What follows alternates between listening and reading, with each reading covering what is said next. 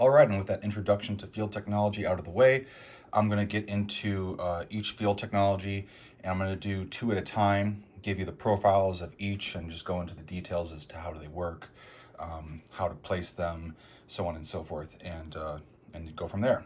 So I'm going to do two at a time, and work my way up from the technological roles of 1 through 6, and start at the bottom and work my way up. So uh, right off the bat, we're going with mines. There's two different field technologies associated with the roll of 1. If you roll a 1, you get a choice between a minefield or improved naval mines.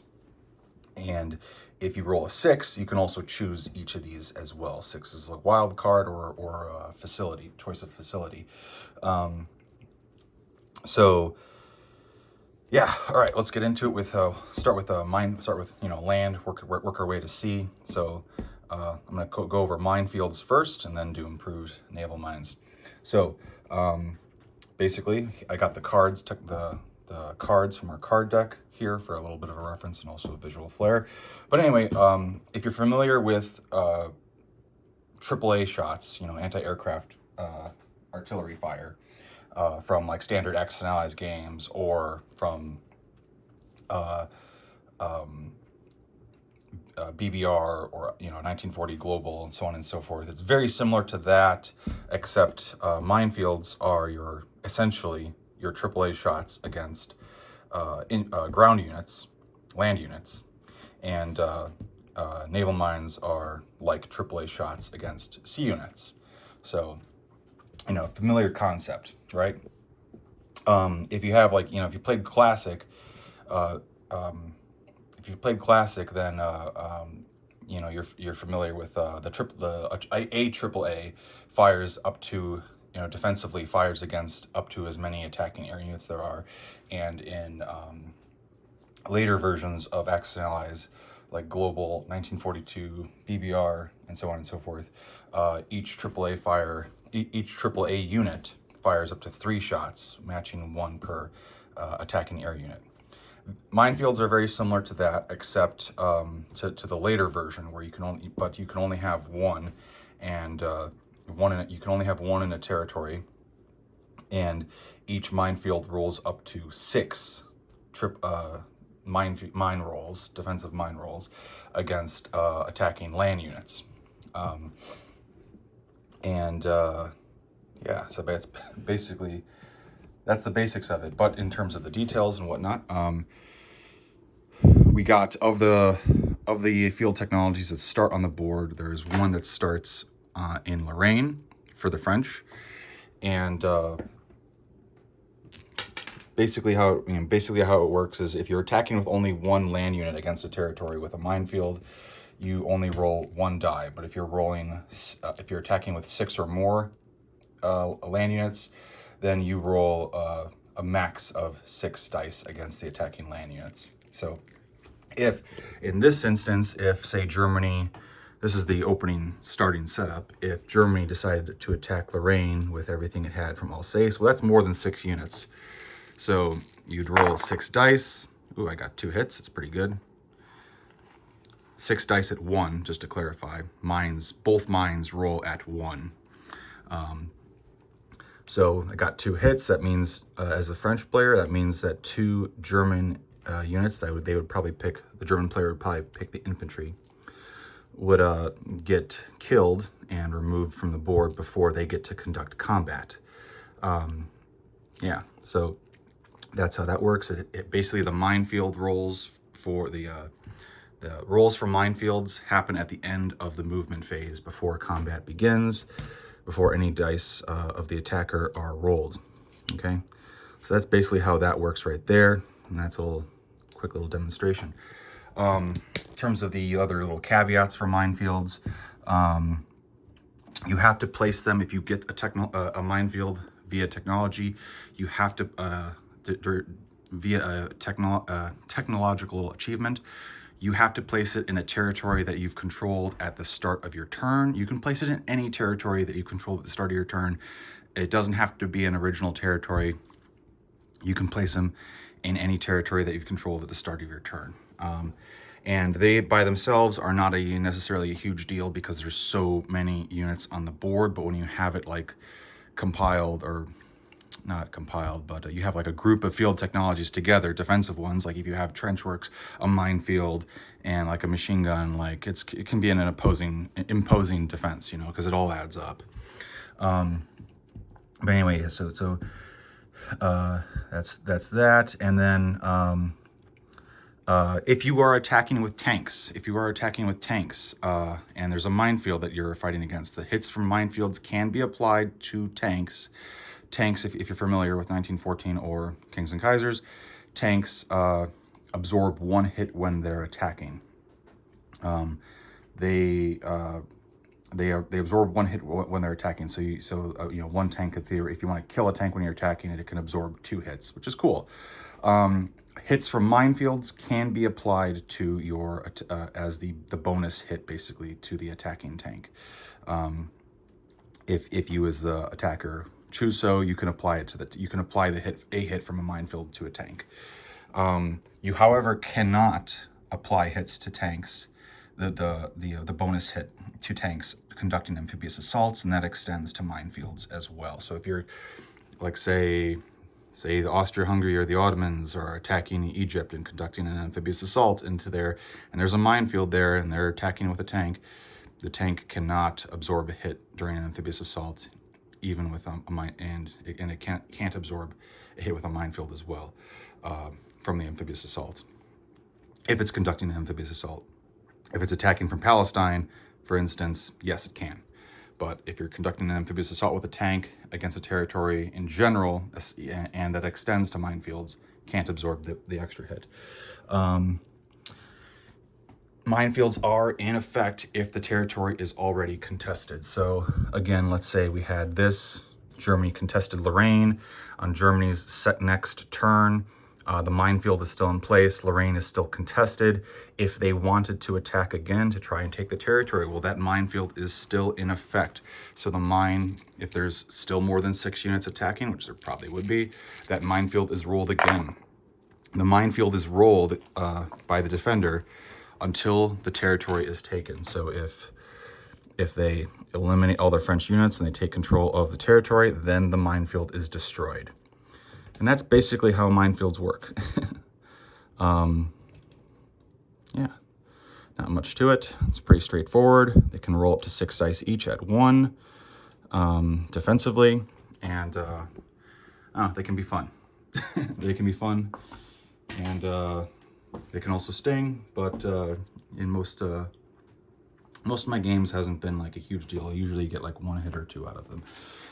But it can add up if a territory is like contested all game and both sides are fighting back and forth, you know.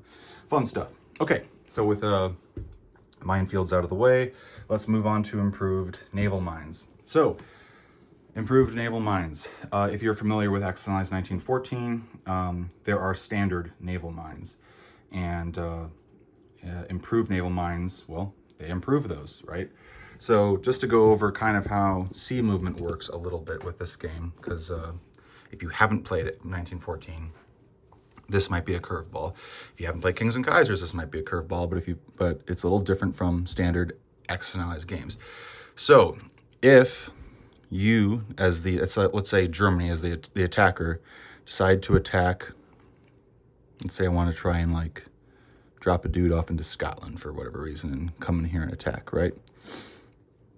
Let's say I bring all this stuff in here, this is kind of an outmatched battle. Wouldn't really do this unless I was doing this as well. But just for the sake of an example, let's say Britain had standard sea mines. I'm getting ahead of myself. Britain had standard sea mines. You roll, at the end of the movement phase, you roll 1 die per ship entering the sea zone, okay? Against an enemy ship entering your sea zone. So you would roll, in this instance, you would roll 2 dice against the 2 subs, 1 die against the transport, 1 die against the dreadnought, 2 dice against the cruisers. Now, with minefields, the attacker gets to choose the casualties, and if with AAA shots in standard and other accidentalized type games, the attacker gets to choose what gets killed by AAA fire, right? Not so in 1914 and Kings and Kaisers. Mines are scary. Sea mines, naval mines are scary. You don't know what is going to get hit.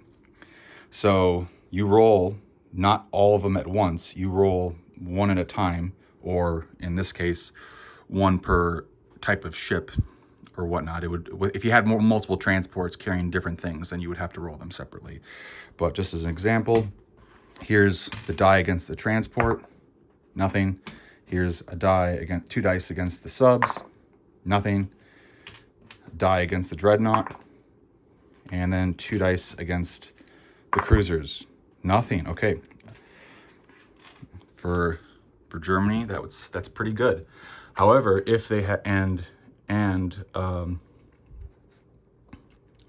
just to clarify with this, because we're talking about sea movement in general, surface ships, all they do, surface ships, they block the movement of other surface ships. You can enter a sea zone and that's hostile, and not conduct combat in the sea zone. Crazy, right? You can't do that with the other games, but with this game, you can. So if you wanted to, as Germany, come into the sea zone and just wanted to make it hostile so that this transport couldn't load, there's 3 surface warships. That definitely makes the sea zone hostile. This transport can't load anything on Britain's turn. And also it just kind of makes it annoying for Britain because, well, now you have to deal with this on your turn as opposed to on Germany's turn. The downside, though, is because it's hostile, you can't offload. The German player cannot, like, say, offload this guy into Scotland here. Can't do that. And also, cruisers, while they can detect submarines, they do not detect submarines unless they're engaging in combat. So these submarines could theoretically move into here and then also move into here. Granted, you have to roll the mines in this sea zone as well. And mines are connected to the naval bases. If there's a naval base printed on the map, that sea zone has mines, or the naval base provides mines to that sea zone, right? Okay, so that's where you know what sea zones have mines. If you get improved naval mines, you can upgrade the mines in a sea zone of a naval base that you control, of a territory that you control that has a naval base. So say Britain upgrades these naval mines here, okay? In Sea Zone 20. I have moved in here as Germany. I have escaped the standard mines. Now I decide, do I want to conduct combat or do I just want to stay in that sea zone? Or if I have the subs, for example, do they want to move to here for some reason, right? They can do that. But let's say I want to conduct combat because I really want to offload this guy into Scotland. Well, you would now have to roll at the top of combat. Again, normal mines are you roll them at the top, at the end of your movement phase. At the top of your combat phase, if you're going to attack this territory, this sea zone, you declare it. And every ship that is conducting combat in the sea zone now has to have another wave of mines rolled against it. Originally, we had it so that naval mines were more simple, where that it just had like 2 mines per ship rolled at the same time attacking the sea zone. Over time, we found that to be grossly overpowered. So this way, the attacker gets to kind of press their luck a little bit. And additionally, since transports are not necessarily conducting combat in the sea zone, improved naval mines do not get to roll against the transports. It stings already enough as it is if transports with cargo are killed from naval mines. So that was one thing we did it to make it more fair and just kind of make improved sea mines less overpowered, basically. So in this instance right here, we're conducting combat as Germany, or we decide because we didn't get any casualties, we feel, let's say we feel ballsy enough to conduct combat in here again. So you would roll for the surface, not the surface, just the warships. You wouldn't roll for the transport. So you'd roll another 2 dice for the subs, another 2 dice for the cruisers, and another die for the Dreadnought. Well, I got lucky with that. All right, so mines are ineffective this time, but I've had many games where sea mines or naval mines, either term is really acceptable, but I've had many games where naval mines and improved naval mines just wipe out tons of ships, and it's just like, oh my god, and it stings, and they can be really, really scary. So that is basically a good little demonstration, I think, of how improved naval mines work. Now, how do you destroy improved naval mines? Well, you have to take control of the territory that has their naval base that they're associated with. These naval mines are tied to, and the standard mines are like this. These mines are tied to this naval base in this sea zone. These mines are tied to this naval base in London. So Germany, if they wanted to get rid of these naval mines, they would have to take control of London, not contest it. They would have to take control of it, much similar to, you know, destroying the minefield. So if Britain, more realistically, if Britain came into Hanover and took over Hanover, and Germany had improved naval mines in Sea Zone 21, well, the improved naval mines would revert back to just standard naval mines. Okay, likewise with, in this instance, Germany would have to take control of London to get rid of the improved naval mines of Sea Zone 20. Kind of building off of why it is also this way, and transports do not get a second roll against them with the improved naval mines. Basically, the idea is that, you know, sea zones are huge areas. Not every area in that sea zone is going to be super heavily mined, and mostly what's going to be heavily mined or improved mined is going to be the areas where the defender is going to want to protect, like your harbors and, you know, areas of importance. And if you're conducting an amphibious assault, you're going to be going for like a weaker and less heavily defended area anyway, right? So that's kind of the idea there. All right. So let's see if I cover anything else. Well, that's it. Yeah, if you get improved naval mines, you have to place them in a territory that has a naval base, or not a territory, a sea zone that has an associated naval base from an adjacent territory. That basically covers it. All right, that is admittedly probably the most complicated one to explain, I think, at least. So my other videos will probably be a little shorter, but there you go. So that is like a breakdown for minefields and improved naval mines. I will now be moving on to elites and poison gas.